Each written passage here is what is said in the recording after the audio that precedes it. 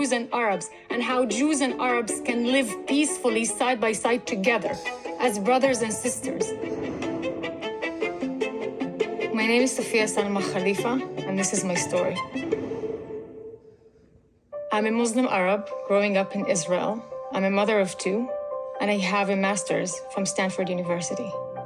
I was born to a Muslim family in Israel. My mom is a single mom. I have 8 siblings. My dad has 2 wives in parallel, and my mom decided she didn't want to live with his wife in the same house and didn't want to be in that village. And she went and moved to Nahariya. This is the Jewish town in northern Israel where she raised us, 9 children, on her own. We were supported by the welfare in Israel, by the welfare system, because otherwise my mom would not be able to provide. Israel is a very beautiful and strong multi-ethnic democracy. Around 20% of the population are Arab Muslims, like myself. We also have Christian Arabs, we have Druze. The Arab citizens of Israel receive equal rights. They get welfare, they get education, they get healthcare, they get all the rights, the protection, anything that a Jewish citizen would get. My Muslim teacher used to teach us everything about the Jews who stole the land. He would be teaching us that we would never be able to become anything in this country because this is the Jewish country, and the Jewish people would not allow you to become an engineer. They would not allow you to become doctor. You cannot be anything. And we will have to resist. We would have to fight. We would have to do everything that we can to get the land back. I remember leaving these classes feeling like I don't have a future. But that really contradicted my experience with the Jewish people that I met. Because they were loving, they were kind, I was their friend, I would go to their houses. They didn't mind that I was Arab, they didn't see me as an Arab. They see me just as their friend. So it didn't land very well with me. I was with my girlfriend, she was staring, and I was asking her, like, what are you thinking about? And she said, like, you know, I really wish one day to become a suicide bomber.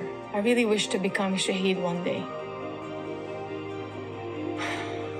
That moment really broke me to pieces. On the school break between 8th grade and 9th grade in the summer, I was discovered by a fashion photographer. That sounds really exciting. I should try that. But I knew that this is a choice of no return. I cannot step my foot in the village if I'm a model.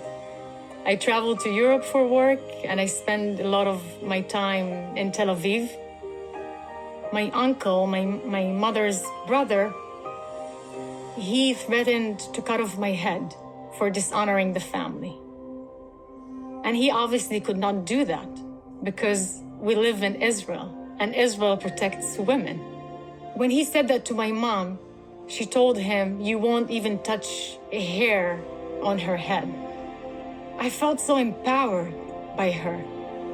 And I wanted to send this message to all the Arab girls that you can be anything that you want. You can pursue any path that you want.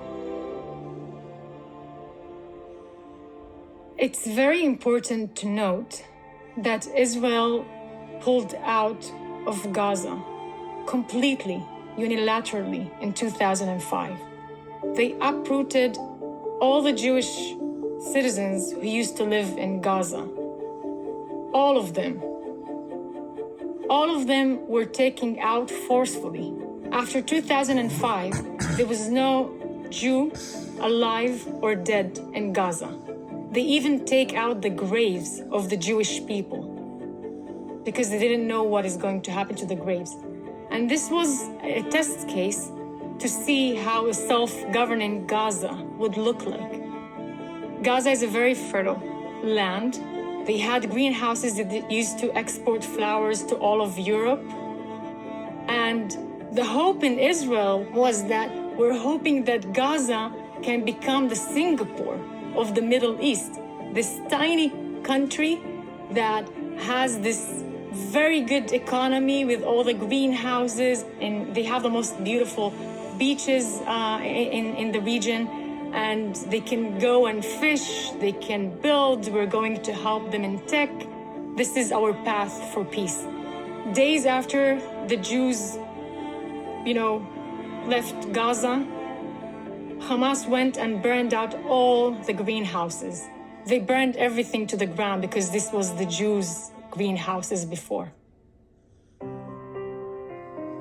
If people care about Muslim lives or any Palestinian lives in Gaza, you first and foremost want to make sure that their leadership cares about them. And Hamas is a sovereign government of Gaza. It's a terror organization that hijacked the Palestinian people for their own religious cause of transforming the Middle East and the entire world into an Islamic state.